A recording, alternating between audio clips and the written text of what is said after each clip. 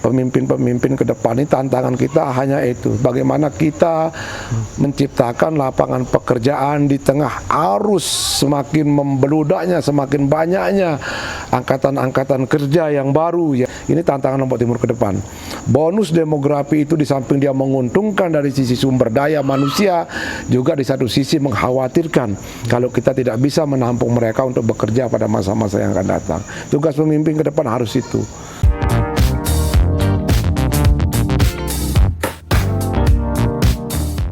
Assalamualaikum warahmatullahi wabarakatuh. Waalaikumsalam warahmatullahi wabarakatuh. Sahabat Opsi NTB, kembali lagi bersama saya Ahmad Yani.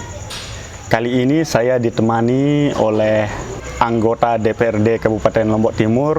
Beliau adalah Wakil Ketua DPRD Kabupaten Lombok Timur, yakni Haji Daeng Pelori, atau lebih akrab disapa HDP, Pak ya. Udah berapa kali menjabat jadi? Ya, alhamdulillah baru 4 periode ya. 4 periode. Sahabat Opsi NTB ini merupakan yang paling senior ya di Gedung Dewan Lombok Timur. Tema kita malam ini Lombok Timur di mata HDP. Berbicara soal Lombok Timur, tentu yang paling penting adalah masalah tata ruang. Tata ruang di sini sangat penting untuk mewujudkan pembangunan suatu daerah. Sayangnya, tata ruang di Lombok Timur sudah lama tidak direvisi. Ini merupakan masalah, Kanda ya. Saya ingin mendengar pendapat Kanda HDP terkait dengan tata ruang Lombok Timur yang sudah bertahun-tahun tidak direvisi sampai sekarang. Bagaimana pendapatnya Kanda terkait dengan hal itu? Ya, baik, terima kasih sahabat Opsi NTB yang saya cintai, saya hormati di mana saja berada ya.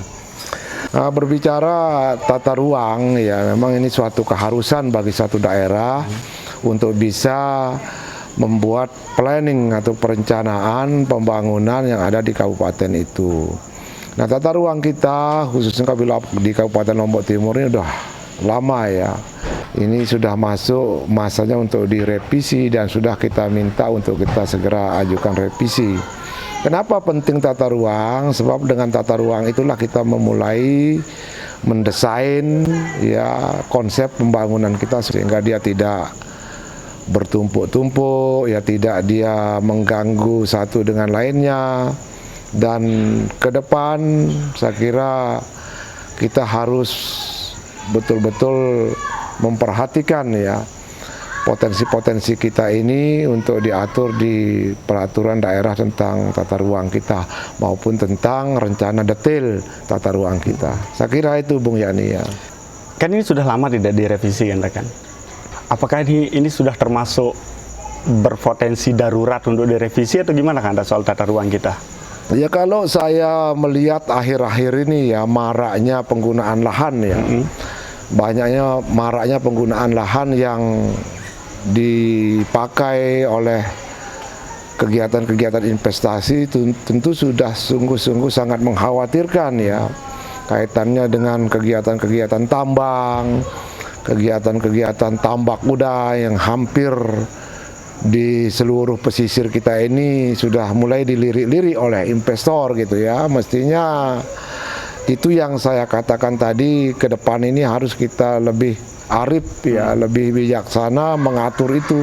Kita tidak alergi, kita tidak anti terhadap investasi-investasi itu, tapi juga kita harus berpikir bagaimana masyarakat kita pada masa-masa yang akan datang ini juga perlu dipersiapkan ruang dan tempat untuk mereka bisa mengembangkan potensinya yang lain gitu.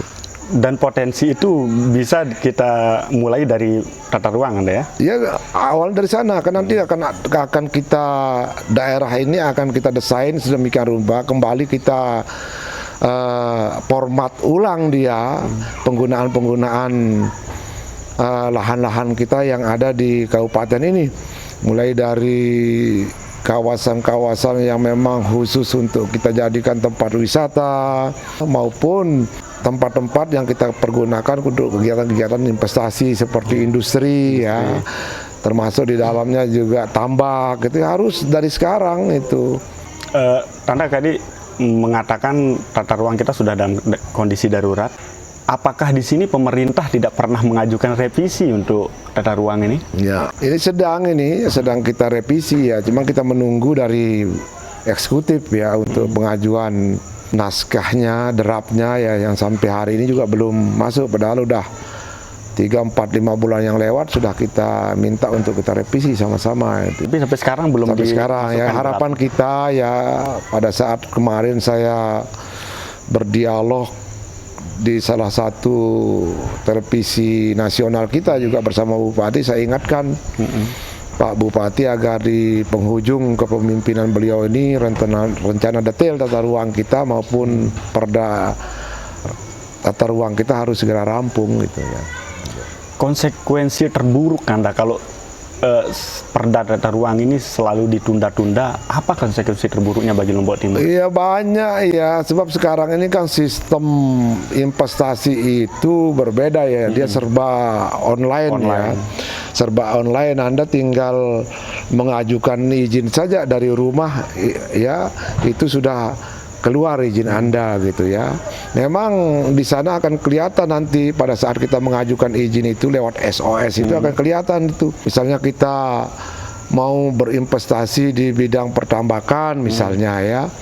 Kita mau berinvestasi di bidang pertambakan, nanti di format-format perizinan yang ada di sistem online itu nanti kalau kita tidak punya peraturan daerah tidak muncul dia nanti di sana ya, tidak muncul dia sebagai salah satu referensi untuk memberikan syarat atau tidak oleh pusat gitu ya.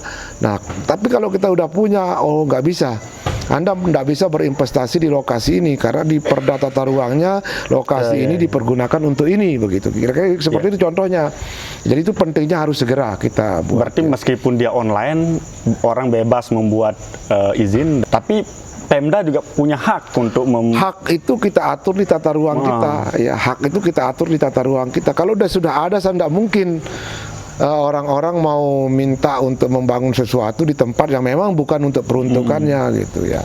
Berarti bisa kita bilang revisi tata ruang ini sangat urgent kan? Satu keharusan ya, saya katakan kita melihat mobilitas tadi di awal saya katakan mobilitas masyarakat kita ya, generasi-generasi muda ke depan ini memang perlu tempat ya, karena kita laju pertumbuhan penduduk kita ini tiap tahun itu sangat tinggi ya, lebih-lebih dengan adanya bonus demografi kita yang hampir 50% lebih ya, bonus demografi kita yang anak-anak usia milenial. Jadi mereka nanti butuh tempat tinggal, tempat untuk istirahat, tempat untuk santai, tempat untuk berwisata beserta keluarga. Ke depan itu dari sekarang harus kita pikirkan.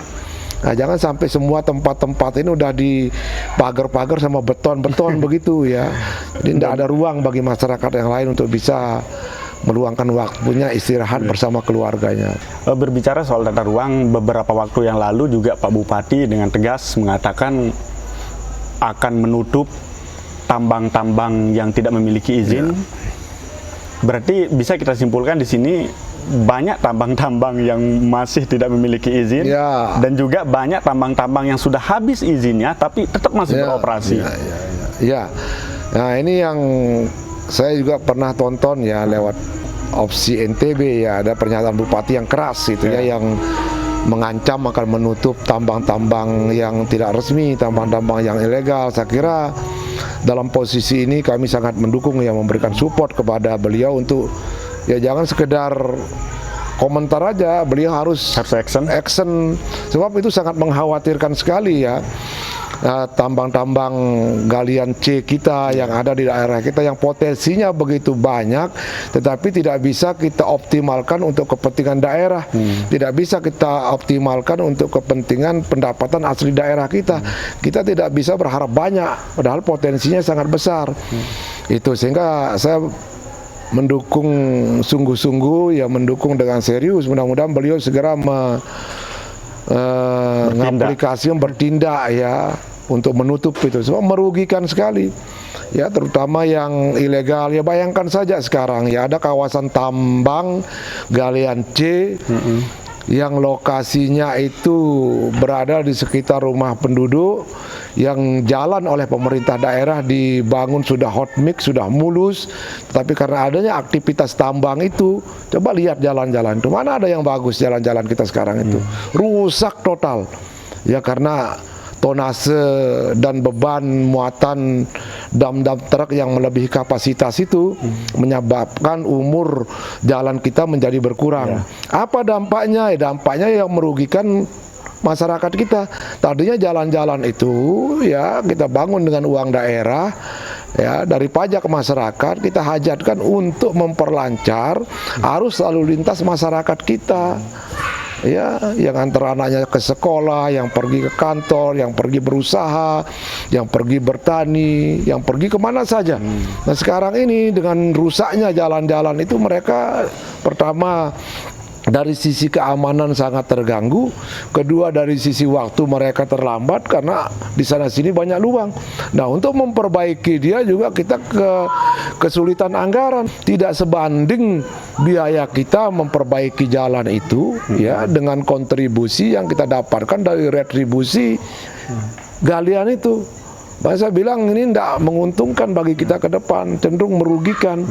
Ya contoh saja misalnya ada ruas jalan yang panjangnya 2 kilo. Ya ada ruas jalan yang panjangnya 2 kilo yang sudah dipermanen dengan memakai hot mix oleh pemerintah daerah. Itu kan miliaran lebih biayanya, yang 2 kilo 3 kilo itu miliaran lebih biayanya. Nah sekarang kalau dilewati untuk kegiatan-kegiatan pertambangan rusak, belum batas umurnya sudah rusak. Nah untuk merekapri kembali jalan itu tidak sebanding dengan uang yang kita dapatkan dari hasil retribusi itu. Jadi posisi kita rugi, pemerintah rugi, masyarakat rugi. Makanya saya bilang tegas, ya kami dukung Pak Bupati tutup. Ya bahkan kami meminta juga karena izin-izin tambang galian C ini sekarang kan langsung ke pemerintah provinsi. Ya pemerintah provinsi juga lewat kesempatan ini saya berharap agar selektif, agar tidak mengobral ya, agar tidak mengobral izin untuk kegiatan-kegiatan tersebut. Harus selektif. Ya, coba lihat lahan-lahan kita sekarang ini, hampir kita seperti bekas kita perang, bekas bom atom daerah kita ini. Di sana sini lubang, di sana sini lubang menganga dan sebagainya dan sebagainya, tambang-tambang itu yang harusnya ketat aturannya itu setelah ditambang direklamasi ulang sehingga dengan demikian tanah itu bisa produktif. Tapi faktanya mana itu syarat-syarat hasil reklamasi itu? Saya kira demikian Bung Yani ya. Berbicara soal tambang Anda, beberapa waktu lalu anggota DPRD Kabupaten Lombok Timur juga sudah sidak ke suatu tempat di Lombok Timur terkait dengan tambang ini. Karena tambang ini tidak menyumbang PAD yang begitu besar kepada Lombok Timur, pada akhirnya anggota dewan turun untuk melakukan sidak. Bagaimana? Ya, itu bagian dari program kerja yang dilakukan oleh teman-teman Komisi 4 ya. Dan kebetulan juga kita beberapa waktu yang lewat telah membentuk pansus yang berkaitan dengan pendapatan daerah ya. Ya, jadi melihat secara langsung seberapa besar banyaknya tambang-tambang kita ini yang diimplementasikan dia dalam bentuk retribusi pendapatan hasil daerah kita. Itu yang saya katakan itu tidak sebanding ya. Tidak sebanding ya. Intinya balik lagi ke tata ruang sebenarnya. Ya. Artinya dengan kita revisi tata ruang ini sama halnya dengan kita menyelamatkan wisata kita, menyelamatkan UMKM kita, juga lapangan pekerjaan. Semua ya, dia masuk di dalamnya untuk wisata, untuk UMKM, untuk industri, semuanya. Karena di sana kan diatur dia ya. Yang mana untuk wilayah-wilayah perkantoran, mana wilayah-wilayah irigasi, mana yang hutan, itu semua diatur semuanya. Sahabat Opsi NTB, kita masuk ke pertanyaan pamungkas. Kita sudah berbicara panjang lebar soal tata ruang. Sekarang bagaimana pendapat atau pandangan HDP soal Lombok Timur khususnya yang sekarang ini, terlepas dari tata ruangnya, terlepas dari aturan perda dan lain sebagainya? Lombok Timur saat ini seperti apa? Ya, saya kira pertama memang perlahan tapi pasti ya kita sih tidak menutup mata juga ada kemajuan-kemajuan yang cukup signifikan ya yang dilakukan oleh pemerintah daerah, baik itu pembangunan infrastruktur, ya jalan, jembatan, irigasi, fasilitas-fasilitas kesehatan, pendidikan dan sebagainya dan sebagainya. Kita progresnya cukup bagus ya, tapi kalau kita bandingkan dia dengan pemerataan penduduk kita, jumlah penduduk kita, memang kita harus bekerja keras ke depan ya. Kita harus berdayakan semua stakeholder, kita berdayakan masyarakat kita, khususnya supaya potensi-potensi yang ada sama mereka ini bisa menghidupkan mereka ya. Itu yang jadi tugas kita ke depan ini ya. Kegiatan-kegiatan UMKM kita ya, sekarang ini potensi yang begitu banyak ini, kalau kita tidak manfaatkan dia sedemikian rupa, ini cenderung merugikan kita juga ya.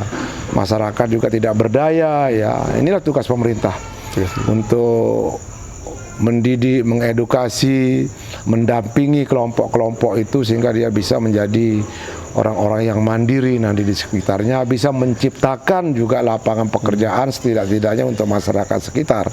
Sekarang ini mencari pekerjaan susah. Kalau lapangan pekerjaan di Lombok Timur bagaimana ini masih sekarang? kurang juga ya, masih kurang ya. Itu sebabnya masih kita dengar saudara-saudara kita yang menjadi PMI ilegal. Ini kan sebuah gambaran bahwa lapangan pekerjaan di tempat kita ini masih kurang. Ya, ini satu gambaran apapun alasannya ya. Mungkin ada yang beralasan karena dia lebih banyak dapat kita bekerja di luar negeri, Kurang tepat, ya? kurang tepat juga. Orang mau bekerja di sini asalkan dia continue. Ya ada pekerjaan, ada kegiatannya, dekat dengan istri, anak dan keluarga, dekat dengan masyarakat dan tetangganya. Saya kira itu jauh lebih menyenangkan bagi masyarakat kita daripada dia pergi keluar gitu. Tapi faktanya ada seperti itu. Ini artinya bahwa ke depan ini memang konsep pembangunan kita itu harus kita berorientasi kepada hal-hal yang sifatnya bisa menciptakan lapangan pekerjaan. Misalnya ya kita bangun-bangun pabrik, bangunlah pabrik-pabrik rokok, ya industri kerajinan rokok, pabrik saus juga. Nggak perlu bermerek, cuman kita punya gitu loh. Coba lihat potensi-potensi yang ada di wilayah utara, timur di sana itu lahan-lahan yang tidak produktif. Nah kalau itu dimanfaatkan untuk kawasan industri, misalnya tanam tomat apa dan sebagainya, ini masih bisa memberikan peluang, bisa menciptakan lapangan pekerjaan gitu ya. Mungkin pabrik minyak juga, kelapa kita jutaan butir keluar. Ya keluar daerah ini jutaan butir itu sebulan keluar itu. Nah kalau kita bangun pabrik minyak misalnya, tembakau ya, juga. termasuk tembakau dan sebagainya, banyak potensi kita. Ya banyak potensi. Nah ke depan ini saya kira tantangan kita, pemimpin-pemimpin ke depan ini tantangan kita hanya itu, bagaimana kita menciptakan lapangan pekerjaan di tengah arus semakin membeludaknya, semakin banyaknya angkatan-angkatan kerja yang baru ya, yang selesai. Ini tantangan Lombok Timur ke depan. Bonus demografi itu di samping dia menguntungkan dari sisi sumber daya manusia, juga di satu sisi mengkhawatirkan kalau kita tidak bisa menampung mereka untuk bekerja pada masa-masa yang akan datang. Tugas pemimpin ke depan harus itu. Ya, bikin sentra-sentra yang kira-kira bisa menampung tenaga kerja. Nah, di samping kita membangun industri-industri yang saya katakan tadi, juga bagaimana kita memperkuat basis-basis keterampilan yang ada di lingkungan masyarakat kita, kelompok-kelompok pemuda yang punya keterampilan, ya.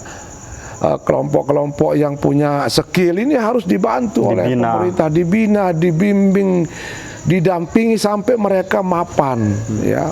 Nah, sehingga pada saat nanti mereka mapan, mereka bisa bersaing, bisa mereka membuat produk, ya bisa menciptakan lapangan kerja di komunitasnya. Kalau sekian banyak itu saya kira cukup membantu pemerintah daerah, ya membantu kita dalam rangka mengatasi pengangguran itu. Berbicara soal pengangguran, untuk menekan angka pengangguran itu bisa ditekan dari pariwisata.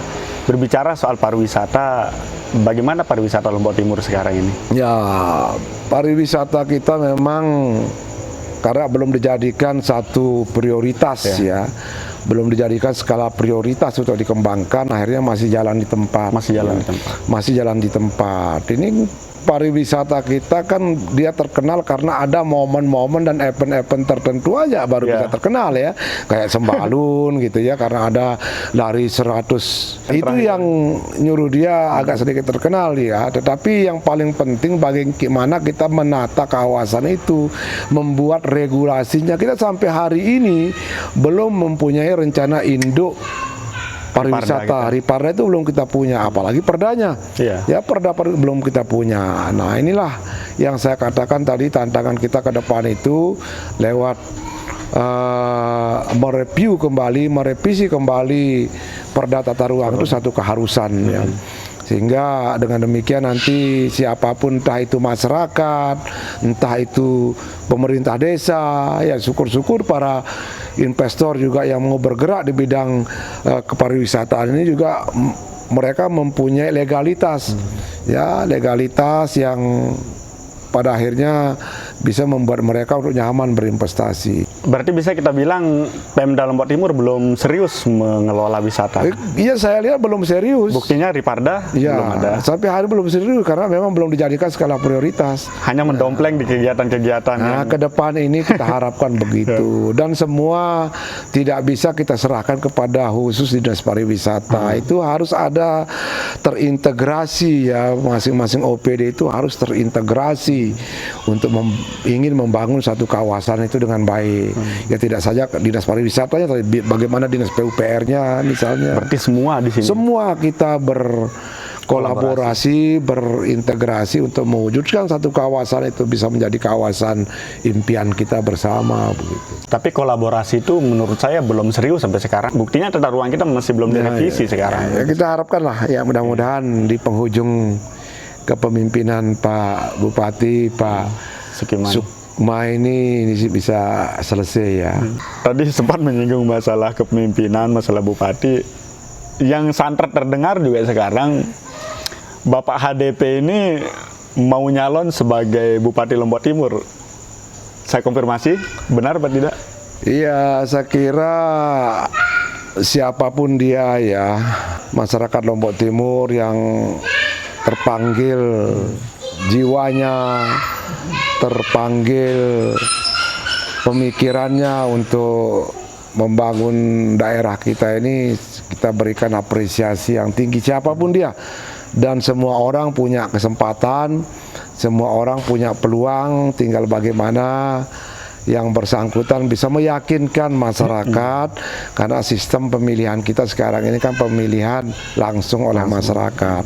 Nah, berkaitan dengan itu ya memang beberapa komponen-komponen masyarakat kita meminta supaya the next Sukma berikutnya ini saya diminta untuk ikut berikhtiar menyumbangkan pemikiran, ide dan gagasan saya dalam rangka membangun Kabupaten Lombok Timur ini. Saya kira saya nyatakan ya saya siap dengan bekal pengalaman saya di lembaga legislatif yang juga sesuai dengan aturan perundang-undangan bahwa legislatif dan eksekutif itu adalah penyelenggara pemerintahan daerah. Saya kira sedikit modal itu cukup membantu untuk saya bisa ikut berkompetisi dengan yang lain membangun Lombok Timur. Jadi kita sudah siap saya kira ya. Pilkada 2024 ya. Pilkada Berarti 2024. sahabat Opsi NTB sudah terkonfirmasi, jadinya sekarang bukan menjadi isu liar karena sudah langsung kita dengar dari Pak HDP bahwa beliau mau nyalon pada Pilkada 2024 mendatang. Berbicara soal Pilkada sedikit, Anda anggaplah sekarang Anda sudah terpilih jadi Bupati Lombok Timur. Langkah awal apa yang akan Anda lakukan? Iya, jadi orang terpilih menjadi bupati itu kan tidak ujuk-ujuk ya. Itu dengan memulai dia dengan menyampaikan ide dan gagasannya ya. Jadi ide dan gagasannya itu di breakdown dia dalam bentuk visi misinya. Nah, visi misinya inilah yang dijual ke rakyat. Nah, kalau rakyat percaya dengan visi misi itu, maka yang bersangkutan akan dipilih begitu. Saya kira ke depan ini masyarakat harus selektif. Tidak bisa kita terpesona dengan visi misi yang pada akhirnya impossible. Ya, visi misi yang tidak masuk akal gitu ya.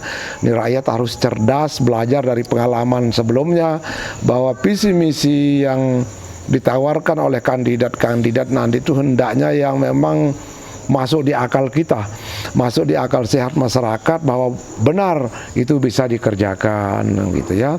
Nah, ke depan seperti yang kita dialogkan pada malam hari ini, gambaran saya ke depan ini memang kita harus format ulang konsep-konsep pembangunan kita yang mempunyai visi dan arah yang jelas untuk masa-masa yang akan datang ya.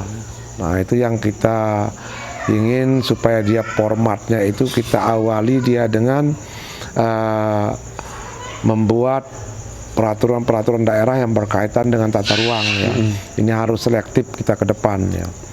Nah, itu. Yang kedua, saya katakan juga bahwa konsep kita itu yang menjadi harapan kita dengan melihat mobilitas masyarakat kita dengan bonus demografi yang saya katakan tadi ya 50% lebih ya, generasi-generasi muda berikutnya ini harus diberikan ruang dan tempat. Ruang dan tempat yang saya maksudkan itu ruang dan tempat mereka untuk bisa beraktivitas ya, bekerja, ruang dan tempat bagi mereka untuk bisa tinggal dan istirahat. Ini yang harus kita pikirkan dari sekarang ini. Karena demikian ya. Ya. Kita doakan semoga beliau terpilih nanti jadi Bupati Lombok Timur. Bupati Lombok Timur dari pesisir pantai Labuan Haji, mantan TKI juga Anda ya? Mantan TKI, nelayan, dan pecinta burung. Pecinta burung menjadi Bupati Lombok Timur tahun 2024. Kita doakan saja semoga beliau terpilih. Mudah-mudahan sehat ya. Ya, itu yang paling penting, sehat ya Anda ya. Banyak sekali yang digambarkan oleh beliau, terutama masalah tata ruang kita. Bagaimana pentingnya tata ruang kita untuk segera direvisi, karena apa yang dikatakan tadi ini sebuah keharusan dan selayaknya untuk direvisi secepat mungkin, karena ini erat kaitannya dengan pembangunan kita, erat kaitannya dengan wisata kita, UMKM kita, dan industri, pengangguran di Lombok Timur, dan industri pertambangan dan lain sebagainya. Beliau menekankan, ayo dong pemerintah atau eksekutif segera mengajukan naskah tata ruang, karena ini adalah, bisa kita bilang ini ujung tombak pembangunan kita di Lombok Timur Anda ya, soal tata ruang ini. Demikian pemirsa, sampai ketemu di video berikutnya. Terima kasih waktunya Anda. Semoga sehat selalu dan semoga apa yang dicita-citakan bisa terwujud di kemudian hari. Saya Ahmad Yani. Assalamualaikum warahmatullahi wabarakatuh. Waalaikumsalam warahmatullahi wabarakatuh.